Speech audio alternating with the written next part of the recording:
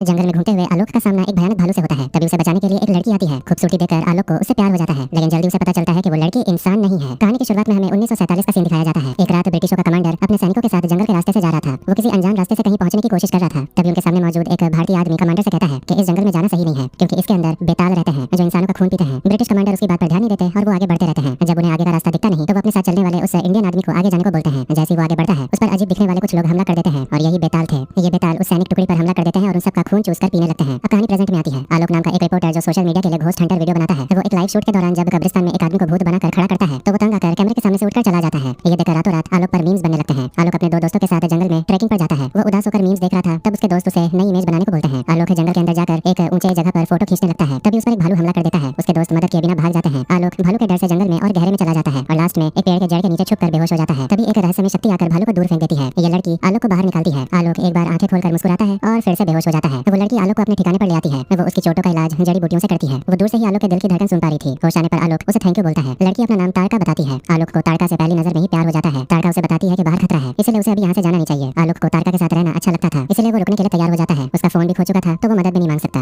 रात में हमें बेतालों का राज्य दिखाया जाता है जो जंगल में ही था। ये इंसान जैसे दिखने वाले लोग जो जानवरों का खून पीते थे। एक गुफा में एक बेताल एक बड़े भालू का खून पी रहा था। कुछ बेताल एक भालू को गुफा में ले आते हैं, लेकिन अंदर से उसे बाहर फेंक देते हैं और चिल्लाकर इंसानी खून की मांग करते हैं। आलोक और तारका टूटे हुए प्लेन में होते हैं। आलोक को एक हेडफोन मिलता है और वो तारका को गाना सुनाता है। वो खूब मस्ती करते हैं। तारका आलोक के लिए खरगोश और फल लाती है। आलोक गलती से एक नशीला फल खा लेता है और शराबी जैसा लगने लगता है। रात में जब वो लोग बातें कर रहे होते हैं तो तारका छींकती है और प्लेन की खिड़की का कांच टूट जाता है। आलोक नशे में होने के कारण इस पर ज्यादा ध्यान नहीं देता और वो तारका के प्यार में डूबा हुआ था। आलोक तारका से कहता है कि उसने उसकी जैसी सुंदर लड़की कभी नहीं देखी। तारका कहती है कि वो इंसान नहीं है। आलोक उसे परी कहकर उसके करीब जाने की कोशिश करता है। जैसे ही आलोक आंखें बंद करता है, तारका के दांत वैम्पायर की तरह बड़े हो जाते हैं और वो खून चूसने के लिए आलोक के गर्दन पर काटने की कोशिश करती है। अगले ही पल उसे अपनी गलती का एहसास होता है और वो गायब हो जाती है। इससे पता चल जाता है कि तारका भी एक बेताल है। जब आलोक आंखें खोलता है तो तारका को गायब पाता है। उसे लगता है कि उसने तारका को नाराज कर दिया और वो उसे आसपास ढूंढते हुए सॉरी कहता है। तभी बेताल राज्य के कुछ लोग वहां पर आते हैं। पहले तो आलोक नहीं डरता, लेकिन जब वो बड़े बड़े दांत दिखाकर उसे ले जाने की बात करते हैं तो वो डर जाता है। ठीक तभी तारका आती है और उन्हें आलोक को छोड़ देने को बोलती है, ये कहते हुए कि वो गलती से यहाँ आ गया। लेकिन बेताल नहीं मानते और आलोक को बेहोश करके अपने ठिकाने पर ले जाते हैं। होश आने पर आलोक खुद को बेतालों के बीच तारका के पास पाता है। वो अभी भी नशे में था, इसलिए बेतालों को साधारण इंसान समझकर गपशप करने बैठ जाता है। बेतालों का लीडर तारका पर नियमों का उल्लंघन करके एक इंसान को जंगल में लाने के लिए गुस्सा होता है। तारका की सफाई के बावजूद लीडर आलोक को जेल में बंद करने का आदेश देता है। आलोक तारका से उसे बचाने को बोलता है, पर वो कुछ नहीं कर पाती। वो लोग आलोक को गुफा की ओर ले जाते हैं जहाँ पहले बेताल खून पीते थे। एक बेताल साफ साफ कहता है कि लीडर ने आलोक को गुफा में फेंकने का फैसला किया है। गुफा में फेंक दिए जाने पर आलोक डर कर चिल्लाता है। अंदर उसे वहाँ कैद किया गया एक बेताल मिलता है जिसे वो साधारण इंसान समझकर बात करने लगता है। वो बेताल जिसका नाम शाश्वत है और जिसे सम्राट कहा जाता है, आलोक से कहता है कि वो इंसानों का खून पीने वाला है और लंबे समय से आलोक के आने का इंतजार कर रहा था। जैसे ही सम्राट आलोक पर हमला करने वाला होता है, तारका आकर उसे बचा लेती है और वहाँ से ले जाने लगती है। सम्राट ये देखकर चिल्लाता है और उसके आदमी तारका और आलोक का पीछा करना शुरू कर देते हैं। पीछा करते हुए तारका और आलोक एक पहाड़ के किनारे पहुंचते हैं जहाँ नीचे एक गाड़ी आ रही थी। तारका आलोक से उस गाड़ी पर कूद कर भाग जाने को बोलती है, लेकिन आलोक डरता है और तारका को अपने साथ चलने को बोलता है। तारका बताती है कि उसे बाहर जाने की इजाजत नहीं है। आलोक कहता है कि वो उसे छोड़कर नहीं जा सकता और तारका के साथ कुछ पल जीना चाहता है। तारका तब आलोक का हाथ पकड़कर उसे लेकर पहाड़ से कूद जाती है और वो दोनों नीचे आती हुई गाड़ी पर गिरते हैं। वहाँ से वो बस पकड़कर आलोक के घर के लिए रवाना होते हैं। कई दिनों से लापता आलोक के माता पिता अपने बेटे को मरा हुआ मानकर उसका श्राद्ध कर रहे थे। जब आलोक घर आता है तब तो उसे अपनी आंखों पर विश्वास ही नहीं होता। उसकी माँ उसे खुशी से गले लगाती है, लेकिन उसके पिता को शक होता है कि ये कोई और है जो उनकी प्रॉपर्टी हड़पने आया है। आलोक तब अपने पिता को उसका टेस्ट लेने के लिए बोलता है। अलग कमरे में आलोक के पिता उसे निकनेम, क्लास के परसेंटेज और पीठ पर तिल के बारे में पूछते हैं। सब कुछ सही होने पर पिता को विश्वास होता है कि ये उन्हीं का बेटा है और उसे गले लगा लेते हैं। जब आलोक अपने मम्मी पापा के सामने तारका को लाता है तो उसके पिता पूछते हैं, ये कौन है? आलोक झूठ बोलता है कि तारका ने उसे भालू से बचाया था और इसके सौतेले मामा मामी जबरदस्ती इसकी शादी करवा रहे थे, इसलिए वो तारका को यहाँ ले आया। तारका भी ये सब सुनकर हैरान थी। आलोक की माँ तारका के लिए दुखी होती है और उसे अपने साथ ही रहने को बोलती है, लेकिन आलोक के पिता को तारका पर शक होता है। अब जबकि तारका झूठ नहीं बोल सकती, आलोक उसे सवालों का जवाब देने से रोक देता है। रात में आलोक के पिता क्राइम पेट्रोल देखकर सोचते हैं कि तारका जरूर कोई क्रिमिनल गैंग की सदस्य है। खाने पर जब वो फिर से सवाल करते हैं तो आलोक झूठ में उटपटांग जवाब देते रहता है। प्रेशर में आकर तारका को छींक आती है और आलोक के पिता के हाथ का ग्लास टूट जाता है। तारका खाना नहीं खा सकती क्योंकि वो तो खून पीती है, इसलिए वो भूख न होने का बहाना करके कमरे में चली जाती है। आलोक के पिता आलोक की माँ से कहते हैं कि तारका में कोई प्रॉब्लम है, वो जरूर यहाँ पर पैसे चुराने आई है। कमरे में तारका खिड़की से पड़ोस के कुत्ते को अजीब नजर से देख रही थी। वो आलोक से कहती है कि मुझे झूठ बोलना मना है। आलोक उसे समझाता है कि उसके मम्मी पापा बेतालों के बारे में नहीं समझ पाएंगे। आलोक जब मुड़ता है तो तारका गायब थी। वो उसे ढूंढता है और बेड के नीचे सोया हुआ पाता है। आलोक भी उसके बगल में लेट जाता है। तारका कहती है कि उसे आलोक की दिल की धड़कन सुनना अच्छा लग रहा है। जब आलोक उसके करीब आता है तो तारका के दांत फिर से भयानक हो जाते हैं। तभी आलोक की माँ दूध लेकर आती है और उन्हें नीचे देखकर हैरान होती है। रात में आलोक के पिता खिड़की से एक इंसान जैसा कुछ पेड़ पर कूदते हुए देखते हैं और डर जाते हैं, लेकिन आलोक की माँ उन्हें पागल समझकर डांट कर सुला देती है। आलोक आवाज सुनकर उसकी नींद खुलती है। वो देखता है कि तारका पड़ोस के कुत्ते को उठाकर ले जा रही थी। आलोक पूछता है तो तारका लालच भरी नजर से कुत्ते को देखकर कहती है कि उसे खाना चाहती है क्योंकि वो तगड़े खरगोश जैसा है। आलोक घबराकर कुत्ते को छोड़ देता है और तारका से वादा करता है कि वो कल उसे कुछ खिलवा देगा। अगले दिन आलोक अपनी नौकरी पर जाता है और अपने दोस्त से मिलता है जो उसे जंगल में छोड़कर भाग आए थे। आलोक उसे डांटता है और दोस्त तारका के बारे में पूछता है और कहता है कि वो जरूर बदसूरत होगी, तभी आलोक के साथ आई है। आलोक ये सुनकर हंस देता है। रात में आलोक तारका को सुंदर ड्रेस पहनाकर क्लब में ले जाता है ताकि वो पहला लव एक्सपीरियंस कर सके। वहाँ तारका वाइन को खून समझकर पी लेती है और पूरी तरह नशे में होकर डांस फ्लोर पर लड़कों के साथ नाचने लगती है। आलोक इसी तरह उसे खींचकर गाड़ी में बैठाता है और घर के लिए निकलता है। रास्ते में आलोक तारका को समझाता है कि क्लब में उन लड़कों के साथ नाचना ठीक नहीं, क्योंकि दिल्ली के लड़के इसे गलत समझते हैं। तारका कहती है कि उसने पहली पहली बार ड्रिंक की तभी क्लब के कुछ लड़के उनकी गाड़ी का पीछा करने लगते हैं और आलोक को गाली देते हैं, ये कहते हुए कि ताड़का अब उनकी बंदी है। घबराकर आलोक गाड़ी तेज चलाता है लेकिन रास्ता बंद मिलता है। आलोक बाहर निकलकर लड़कों से बात करने की कोशिश करता है लेकिन वो उसे मारना शुरू कर देते हैं। ताड़का को गुस्सा आता है और वो खुद को संभाल नहीं पाती। वो अपने भयानक दांत और लाल आंखें लेकर गाड़ी से निकलती है और उन पर हमला करती है। आलोक उसका ये रूप देखकर हैरान हो जाता है। लड़के डरकर भागते हैं पर ताड़का उन्हें पकड़ लेती है और बहुत मारती है। जब वो एक लड़के का खून चूसने वाली होती है तभी आलोक आता है और ताड़का रुककर नॉर्मल हो जाती है। घर आकर आलोक ताड़का से उसके बड़े दांत और खून पीने की कोशिश के बारे में पूछता है। ताड़का उसे शांत होने को बोलती है और बताती है कि वो खून चूसकर पीती है। आलोक ये सुनकर हक्का बक्का रह जाता है। ताड़का तब अपनी असली पहचान बताती है कि वो एक बेताल है, न कि वैम्पायर, इसलिए वो दिन में बाहर निकल सकती है। वो सिर्फ जंगल में जानवरों का खून पीते हैं क्योंकि एक बार इंसानों को आपस में लड़ाई करते देखकर उन्होंने इंसानी खून न पीने का नियम बनाया था। आलोक उस गुफा में कैद आदमी के बारे में पूछता है तो ताड़का बताती है कि वो उनका जाति का जनक सम्राट है। उसने नियम तोड़कर इंसानी खून पिया, इसलिए उसे कैद में रखा गया है। तभी उनके घर की कॉलिंग बेल बजती है। एक पुलिस ऑफिसर जो खुद एक बेताल था, आलम, आता है और क्लब के लड़कों की लाशों के बारे में पूछता है। ताड़का झूठ नहीं बोल सकती इसलिए हाँ कहती है। आलम उसे बताता है कि वो 175 साल से बेताल और इंसानों को अलग रखने का काम कर रहा है और ताड़का ने आलोक के साथ सारे नियम तोड़ दिए। आलम कहता है कि ताड़का उनके लिए खतरा है, इसलिए उसे यहाँ से जाना चाहिए। ताड़का मजबूर होकर उसकी बात मान लेती है।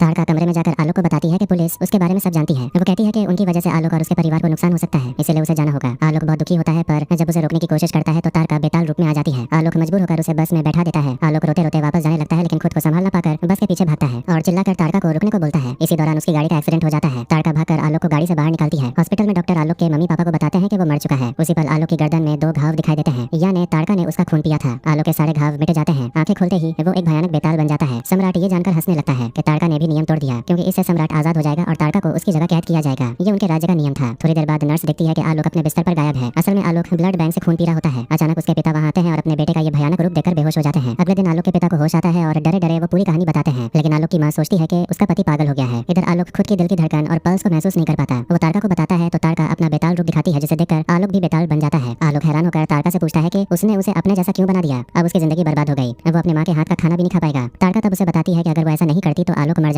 गुस्से में आलोक उसे भला बुरा कहता है तो ताड़का उसे किस करके शांत करती है और कहती है कि वो उसे मरने नहीं दे सकती थी। फ्लैशबैक में दिखाया जाता है कि आलोक की धड़कन रुकने से पहले ही ताड़का ने उसका खून चूस लिया था ताकि वो अमर हो सके। ताड़का कहती है कि वो उसके साथ इंसान बनकर ना सही बेताल बनकर हमेशा रहना चाहती है। इधर सम्राट सबको बताता है कि अब ताड़का को कैद किया जाएगा और वो राजाओं का राजा सिंहासन पर बैठेगा। आलोक तब ताड़का से पूछता है कि बेताल इंसानों का खून क्यों पीता है। ताड़का बताती है कि वो इंसानों को मारने के लिए नहीं बल्कि जिंदा करने के लिए पैदा हुए हैं। वो महासुर रक्त बीज की कहानी बताती है, जिसे महादेव से वरदान मिला था कि उसके खून के हर बूंद से एक नया रक्त बीज पैदा होगा। ये देखकर देवी ने रक्त बीज को मारने के लिए बेताल बनाए थे। बेतालों ने उसका खून चूस लिया, जिससे रक्त बीज का जन्म रुक गया और देवी ने उसे मार डाला। अब बेताल नियमों का पालन करके पृथ्वी की रक्षा करते हैं। आलोक अपनी रक्षा की चिंता करता है। ताड़का एक तेज हथियार से आलोक को घायल करके दिखाती है कि उसे कुछ नहीं हुआ, उसे बस अपनी शक्ति को कंट्रोल करना सीखना होगा। अगले दिन आलोक अपने ऑफिस जाता है और हाथ से टेढ़ी गाड़ी को सीधा कर देता है और लिफ्ट से पहले ही ऊपर फ्लोर पर पहुंच जाता है। ये देखकर उसके दोस्त भी हैरान होते हैं। उसे खून की प्यास लगती है पर वो खुद को कंट्रोल करता है। एक दिन आलोक के पिता उसके बड़े दांत देख लेते हैं। वो तुरंत पुलिस ऑफिसर आलम के पास जाकर शिकायत करते हैं कि ताड़का ने उनके बेटे को शैतान बना दिया। आलम उन्हें चुप रहने और घर जाने को बोलता है। इधर बेताल राज्य में चर्चा होती है कि अगर किसी बेताल का दिल धड़कता होगा तो वही उनका असली थामा मतलब के राजा होगा। बेताल का प्रधान ताड़का और आलोक को लाने का निर्देश देता है। ताड़का और आलोक की ट्रेनिंग चल रही होती है और आलोक के पिता उन पर जासूसी कर रहे थे। मजबूर होकर आलोक अपने पिता को सारी सच्चाई बता देता है। पिता रोने लगते हैं और उसे ठीक करने के लिए तांत्रिक या डॉक्टर के पास ले जाने की जिद करते हैं। आलोक समझाता है कि वो मर चुका है और वो दोबारा इंसान नहीं बन सकता, लेकिन पापा जिद नहीं छोड़ते और उसे एल्विस करीम प्रभाकर, जिसे हमने स्त्री और भेड़िया में भी देखा था, उसके पास ले जाते हैं। वहाँ भेड़िया मतलब के भास्कर का दोस्त जना भी भास्कर को ठीक करने का उपाय जानने आया था। एल्विस बताता है कि भास्कर को ठीक करने के लिए किसी बेताल का 2 बूंद खून चाहिए। जना घबराता है कि बेताल कहाँ से मिलेगा। तभी आलोक के पिता आलोक को लेकर वहाँ पर आते हैं। तांत्रिक आलोक के पिता से कहते हैं कि उनका बेटा बेताल बन चुका है और वो ठीक नहीं हो सकता। आलोक वहाँ से चला जाता है और अपने पिता से कहता है कि जिस लड़की को वो चुड़ैल कह रहे हैं उसी ने उसे नया जीवन दिया है और वो उससे बहुत प्यार करता है।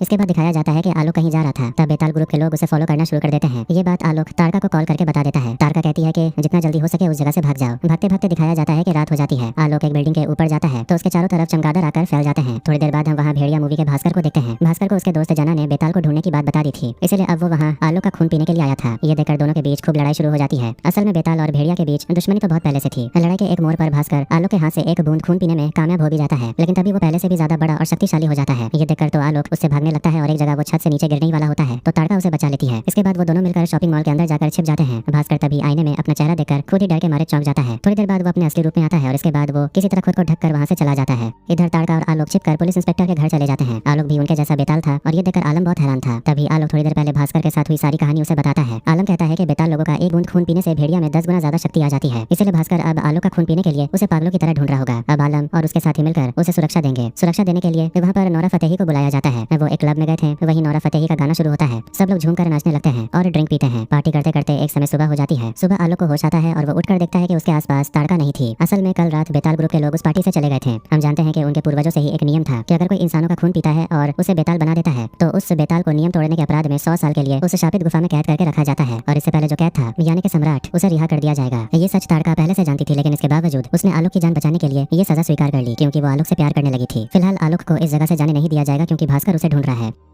इसके बाद दिखाया जाता है कि ताड़का आखिरी बार प्यार भरी नजरों से आलोक को देखकर उस जगह से चली जाती है। इधर दिखाया जाता है कि आलम आलोक से कहता है कि वो इस शहर में अपने मम्मी पापा के साथ रहेगा और ताड़का को वो भूल जाए और अब वो अपने घर वापस चले जाए। आलम जब तक ना कहे तब तक वो अपने घर से बाहर ना निकले क्योंकि भास्कर बहुत खतरनाक है। आलोक उसकी बात सुनकर घर वापस चला जाता है। आलोक के पिता बेटे को घर में अकेला देखकर उसे ताड़का के बारे में पूछते हैं। आलोक कहता है कि ताड़का जहाँ थी वहाँ लौट गई है और वो उस जगह पर नहीं जा सकता क्योंकि उनके नियम तोड़े नहीं जा सकते। आलोक के पिता कहते हैं कि वो नहीं जानते कि उसके पास अभी दिल है या नहीं, लेकिन ताड़का के लिए उसके दिल में अभी भी प्यार है और जो भी नियम हो ताड़का ने उसके लिए नियम तोड़ा है तो उसे पाने के लिए आलोक को भी सारे नियम तोड़ने होंगे। अपने पिता से यह बात सुनकर आलोक तब एक और पल भी बर्बाद न करके बेताल राज्य की ओर चल देता है। दिखाया जाता है कि इस राज्य के दरवाजे पर जब एक बेताल आकर हाथ रखता है तभी दरवाजा खुलता है। उनके चले जाने के बाद आलोक उस जगह पर जाकर हाथ लगाता है और दरवाजा खोलने की कोशिश करता है। उसके हाथ के छूते ही दरवाजा खुल जाता है। इसके बाद आलोक उस राज्य में एंटर करता है। तब दिखाया जाता है कि आज सम्राट की मुक्ति का उत्सव चल रहा था और ताड़का को अब उस जगह कैद किया जाएगा। सम्राट तो बहुत खुश था, 75 साल के बाद उसे आजादी मिलने वाली है और उसका राज्याभिषेक भी होगा। अब से वो जो कहेगा सबको वही सुनना होगा। उसकी पहली बात ये थी कि सभी बेतालों को इंसानों का खून पीना होगा, तभी वो बेताल बनेंगे और इस तरह वो अपनी सेना बढ़ाएगा। सम्राट के हाथ का ताला तब खोल दिया जाता है। सम्राट ताड़का के पास जाकर उसे थैंक यू कहता है। वो आगे कहता है कि जिस दिन वो पहली बार उस लड़के को लेकर भागी थी तभी वो समझ गया था कि ताड़का ही वो लड़की है जिसकी वजह से उसे आजादी मिलेगी। ताड़का को भी आजादी मिलेगी अगर राज्य का लीडर उसके जैसा उदार मन का आदमी हो। हालांकि उसे नहीं लगता कि लीडर उसकी सजा कम करेगा क्योंकि नियम के बाहर लीडर कुछ भी बर्दाश्त नहीं कर सकता। इसी पल जब ताड़का के हाथ बांध दिए जाते हैं तब आलोक सबके सामने आ जाता है। इसके बाद वो ताड़का से कहता है कि वो यहाँ उसके लिए आया है। 100 साल के लिए वो जेल में बंद होगी और आने से पहले ताड़का ने ये बात बताना जरूरी भी नहीं समझा। ताड़का तब उसे कहती है कि उसे यहाँ से जाना चाहिए, उसने खुद नियम तोड़ा है तो उसे तो जेल में रहना ही होगा। तब आलोक लीडर से कहता है कि वो यहाँ कोई झगड़ा नहीं चाहता। 100 साल बहुत ज्यादा होते हैं। वो ताड़का को 1-2 हफ्ते जेल में रखकर छोड़ देने को बोलता है। ये सुनकर सम्राट हंसने लगता है। इसके बाद अपने आदमियों को आलोक पर हमला करने को बोलता है। यहाँ मजे की बात यह है कि आलोक से कोई जीत नहीं पाता। ये सब देखकर सम्राट बहुत भयंकर रूप में बदल जाता है। आलोक तब जल्दी से ताड़का के हाथ को खोलने की कोशिश करता है। ताड़का तब उसे कहती है कि इसे कोई नहीं खोल पाएगा, इसलिए यहाँ से चले जाओ। आलोक कहता है कि उसके प्यार ने उसे दूसरा जन्म दिया, आज उसके प्यार को कोई नहीं रोक सकता। ताड़का कहती है कि सम्राट बहुत शक्तिशाली है, वो तुम्हें मार डालेगा, मेरी बात सुनो और यहाँ से चले जाओ। तब ताड़का का मुंह बंद करने के लिए आलोक उसे अपने प्यार की फीलिंग्स बताता है। इसके बाद आलोक ताड़का से पूछता है कि क्या वो उसके बिना जी पाएगी। ताड़का तब कहती है कि वो एक पल के लिए भी उसके बिना नहीं जी पाएगी। इधर 75 साल से कोई रोमांस ना देखने के कारण हमारा सम्राट एक खंबे पर चढ़ जाता है और उनके प्यार को अपनी आंखों से देखने लगता है। इसके बाद उन दोनों के बीच लड़ाई शुरू होती है, यानी आलोक और सम्राट के बीच। तभी सम्राट एक मौके पर आलोक का खून चूस कर उसे मारने ही वाला होता है। तब यह देखकर प्रधान मंत्र पढ़ना शुरू करता है। उसी समय ताड़का के हाथ की जंजीर खुल जाती है। सम्राट ये देखकर ताड़का पर हमला करता है। आलोक सम्राट पर हमला कर देता है। तीनों के बीच दमदार लड़ाई होने लगती है, लेकिन आखिरकार सम्राट आलोक के शरीर का खून पी लेता है। आलोक तब बेजान हो जाता है। ताड़का आलोक को गले से लगा लेती है और उसका नाम लेकर जोर से चिल्ला उठती है। इस चीख की आवाज से उसी पल उनके देवता की मूर्ति के अंदर कुछ शक्ति आलोक में आ जाती है और आलोक के शरीर में प्रवेश कर जाती है। आलोक को तब जैसे एक नया जीवन मिल जाता है। आलोक की आंखें लाल होती है और उसके साथ वहाँ रखी देवी की आंखें भी लाल हो जाती है। आलोक तब उठकर खड़ा होता है। तब सब लोग उसके दिल की धड़कन सुन सकते हैं। सबको समझ आ जाता है कि आलोक ही उनका असली और शक्तिशाली थामा बन गया है। आलोक तब अपनी इतनी ज्यादा शक्ति के साथ सम्राट पर कूद पड़ता है। मारते मारते वो सम्राट को मारने ही वाला होता है, लेकिन तभी ताड़का उसे रोकती है और कहती है कि आलोक सम्राट जैसा नहीं है, उसके दिल में प्यार है। कम से कम ताड़का के लिए सही वो सम्राट को नहीं मारता। आलोक तब तुरंत सम्राट को फेंक देता है। इसके बाद उसे कैद कर लेता है। आलोक को बहुत गुस्सा आता है पर ताड़का उसके पास जाती है और उसके दिल पर हाथ रखती है। तब जाकर वो शांत होता है। इसके बाद आलोक का राज्याभिषेक होता है। तब सबको संबोधित करते हुए वो कहता है कि उसके साथ जो चमत्कार हुआ वो सिर्फ इसीलिए नहीं हुआ, उसके पीछे जरूर कोई कारण है। आज से एक नया युग शुरू होगा, सब लोग तैयार रहें। सब लोग उसकी बात से सहमत होते हैं। इधर गुफा के अंदर दिखाया जाता है कि मूवी में दिखाया गया था कि जला हुआ राक्षस मतलब के सर कटा अभी भी जिंदा है। वो अब एक दानव में बदल गया था और वो सम्राट के पास जाता है। खैर यहाँ से सीन बदलता है और अगले दिन सुबह सब लोग शापित गुफा के पास आते हैं और देखते हैं कि कोई जंजीरें जलाकर सम्राट को वहाँ से ले गया है। अब जबकि वो भाग गया है, इसका मतलब कि साधारण इंसान फिर से खतरे में पड़ गए हैं। इसके अलावा सम्राट बुरी शक्तियों को इकट्ठा करेगा, उसकी एक विशाल सेना होगी। सम्राट इंसानों का खून पीकर और ज्यादा शक्तिशाली होगा, इसलिए उसे खत्म करने के लिए आलोक को और ज्यादा शक्तिशाली होना होगा। तभी उनका लीडर आलोक से कहता है कि उसे शक्तिशाली बनाने के लिए उसे भेड़िया का खून पीना होगा। इधर हम देखते हैं कि तब तक बेतालों का पीछा करते करते भेड़िया वहाँ तक पहुँच गया था और इसी के साथ कहानी यहीं पर एंड हो जाती है। तो उम्मीद है कि अगले पार्ट में बेताल और भेड़िया के बीच का युद्ध हम देख पाएंगे और आखिर में आलोक सम्राट को खत्म कर पाता है या नहीं और पूरी मानव जाति को बचा पाता है या नहीं, ये भी पता चलेगा। तो आपको ये कहानी कैसा लगा कमेंट करके जरूर बताएं। वीडियो पसंद आया तो वीडियो को लाइक कर दे, चैनल को भी सब्सक्राइब कर दें। मिलते हैं नेक्स्ट वीडियो में। Take care.